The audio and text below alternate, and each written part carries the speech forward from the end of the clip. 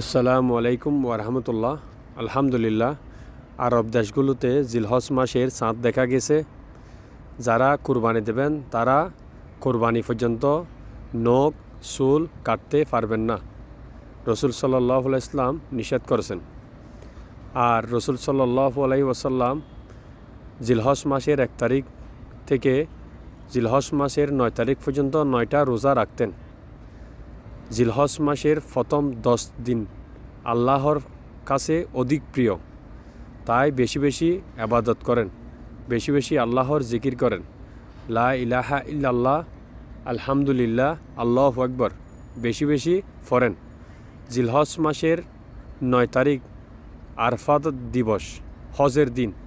সেদিন যদি একটি রোজা রাখেন, আগের 1 বছরের গুনাহ, পরের 1 বছরের গুনাহ আল্লাহ ক্ষমা করবেন।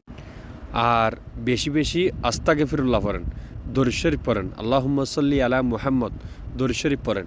বেশি বেশি আল্লাহর কাছে দোয়া করেন, কারণ এই 10 দিন আল্লাহর কাছে অধিক প্রিয়। আপনার কোনো সমস্যা থাকলে আল্লাহকে বলেন, বেশি বেশি ইবাদত করেন, জিকির করেন, ইনশাআল্লাহ আপনার সব সমস্যা সমাধান হবে ইনশাআল্লাহ, আমিন।